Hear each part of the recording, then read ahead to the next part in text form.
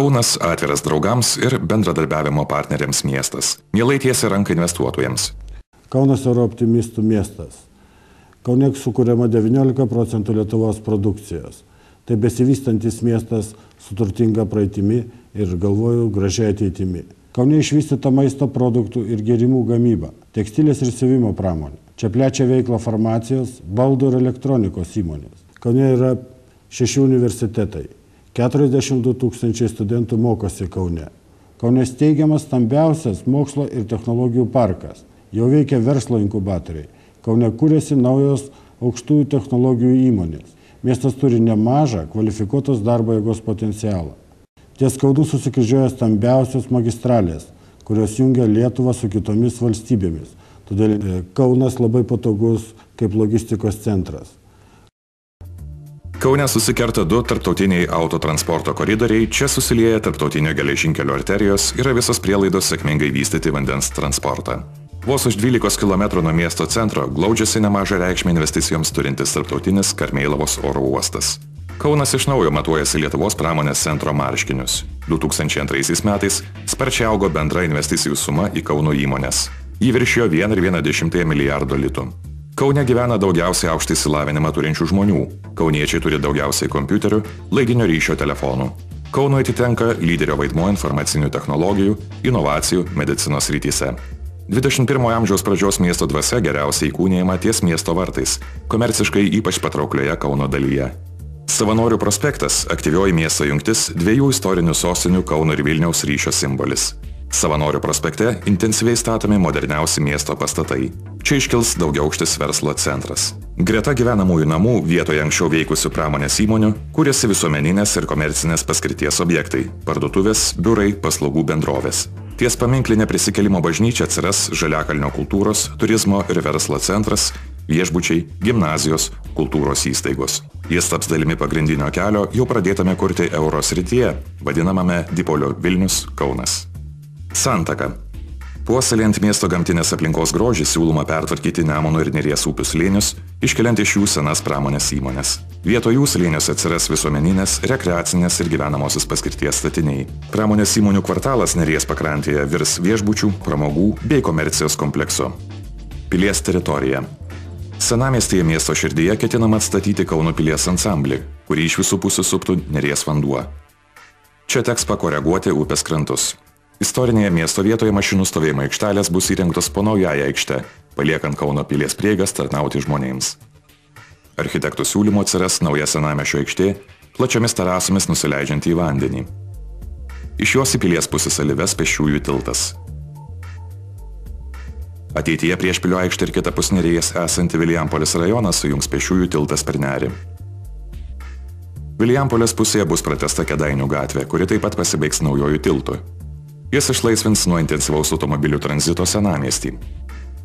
Šančių trikampis. Teritorijoje tarp Juozapavičiaus prospekto ir Nemuno, netoli miesto centro, atsiras perspektyvus modernių administracinių statinių kvartalas. Čia įsikurs parduotuvės ir įvairios firmos. Tai bene vienintelis likęs didelis laisvas plotas centrinėje miesto dalyje. Jame susiformuos naujausias alternatyvus miesto centro modulis. Ši vieta labai patraukli investicijoms. Strateginė miesto magistrale Čiurlionio gatve per keletą minučių galima pasiekti pramonės rajonus. Pervažiavus naująjį Čiurlionio tiltą visai netoli ir iki Via Baltica automagistralės. Nemuno sala – unikalus 34 hektarų ploto gamtos kampelis miesto viduryje šalia Karaliaus Mindaugo prospekto. Salos teritorija numatyta pramogoms ir poilsiui. Nemuno sala – mėgstama kauniečių pasivaikščiojimų vieta. Čia vyksta daugiatūkstantinė žiūrovų minia sutraukiantys koncertai, aviacijos ugniagesių šventės. Saloje įvyko ir įspūdingas užsieniečių dėmesio susilaukęs tarptautinis renginys – istorinio Napoleono armijos persikėlimo per Nemuną ir Deltuvos mūšio inscenizacija. Į salą dabar žiūrima kaip į galimą sporto ir koncertų rūmų bei pramogų komplekso statybos vietą. Žemosios Fredos detaliojo plano sprendimai. Žemoji Freda yra artimiausia miesto centrinės dalies plėtros zona. Vietoj dabar esančių pramonės, sandėlių ar tuščių pievų, čia atsiras visuomeniniai, prekybos ir rekreacijos objektai. Jau statomi ir gyvenamieji namai. Suplanuotos 3 aikštės ties didžiausiaja numatyta prieplauka. Į alėją krantinę atsiveria visuomeninių bei gyvenamųjų pastatų erdvės. Dalis įmonių modernizuojamos. Žemojoje Fredoje planuojama pastatyti apie 100 000 kvadratinių metrų visuomeninių pastatų, apie 50 000 prekybinio ploto, tiek pat gyvenamojo ploto. Bendra investicijų vertė Žemojoje Fredoje pakiltų nuo 3 iki 10 kartų. Bakanausko gatvės sujungimas su Via Baltica. Atidarius Čiurlionio tiltą pagerintas centro ir pramonės rajono ryšys su Via Baltica magistrale. Atnaujinta Bakanausko gatvė pagerins senojo Kauno rajono Aleksoto infrastruktūrą. Tai reikia rekonstruoti Bakanausko gatvę, laukiama investicijų, kurios 10 kartų viršytų Bakanausko gatvės rekonstrukcijai išleistas lėšas. Minkovskių gatvė iki Lampėdžių tilto. Naujai tiesiama Minkovskių gatvės atkarpa eina po Aleksoto tiltu. Ši trasa Nemuno krantu sujungs Čiurlionio tiltą ir Žemutinę Fredą su Via Baltica. Ji priartins prie miesto centro Vilijampolės pramoninį rajoną, tuo pačiu nukreips transporto srautus ir pagerins Marvelės rajono ekologinę būklę. Iš kitos upės pusės jau dabar ranka pasiekiamas žavus kampelis, vadinamas Laumės pėda, Lampėdžiais. Tai prieš 70 metų kurortu tapęs miesto rajonas. Parodų centras prie Lampėdžių. Tarp Raudondvario plento, Lampėdžių tilto ir Nemuno planuojama statyti naują ekspozicijų centrą. Parodų paviljonai čia bus kur kas didesni nei analogiškame centre Vilniuje. Parodų centras ties Lampėdžiais įsikurs pačiame Lietuvos vidury, prie Via Baltikos automagistralės. Greta būsimojo centro Nemuno pakrantėje pradės veikti pramogų kompleksas. Via Baltica apstatymas. Romainiai, 9 fortas, Ringaudai. Prie magistralės Via Baltica esančias tuščias teritorijas numatyta užstatyti. Čia galėtų būti įvairios paskirties objektų miestiečių ar svečių poreikiams. Teritorija pakankamai didelė, todėl joje galima įgyvendinti daugybę verslininkų bei miesto planuotojų sumanimų. Visa magistralės Via Baltica aplinka siūloma gamtos neteršiančios pramonės ir komunalinių objektų statybai. Pietrytinis apvažiavimas. Pietrytinis apvažiavimas – vienas iš esminių Kauno Vilniaus dipolio objektų. Pastačius naują magistralę, atsirastų moderni trasa jungiantis sostinę su Via Baltica keliu, kuris yra patogiausias iš Vilniaus į Vakarų Europą vedantis kelias. Prognozuojama, kad iki 2015 metų vien turizmo tikslais vykstančių Via Baltica kelių automobilių skaičius išaugs iki 1 milijono per metus. Perspektyvus Via Baltica kelias skatins tarptautinių ekonominių ir kultūrinių ryšių plėtrą. Pietrytinis Kauno apvažiavimas sumažins transporto srautus pramoninėme Petrašiūnų rajone, pagerins rytinių pramonės rajonų ryšį su Vilniaus bei Klaipėdos automagistrale, padės įspręsti Amalių pervažos problemą. Sporto rūmai.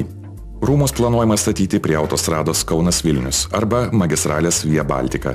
Kauno sporto rūmai tai 15 000 vietų universali arena. Jos plotas beveik 24 000 kvadratinių metrų, tūris netoli 300 000 kubinių metrų. Preliminari statybos kaina – apie 80 milijonų litų. 100 km spinduliu nuo būsimojo statinio gyvena daugiau nei 1,5 milijono žmonių, kurie lengvai galės pasiekti nepaprastai patogioje ir vaizdingoje vietoje įsikursiančius Kauno sporto rūmus.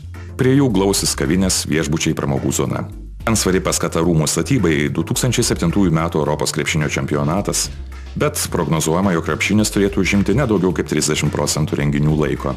Čia būtų galima rengti ir tarptautinės rankinio, tinklinio, ledo ritulio, dailiojo čiuožimo varžybas, ryškiausių šou žvaigždžių pasirodymus. Vytėnų gyvenvietės kvartalas. Ši teritorija esanti prie Islandijos plento užima 24 hektarus žemės ploto. Joje galima kurti pramogų, verslo, prekybos centrus. Vieno iš prekybos centrų statyba jau rūpinasi vokiečių investuotojai. Rinkitės Kauną kaip investicijų centrą Lietuvoje. Kurkime ateitį kartu.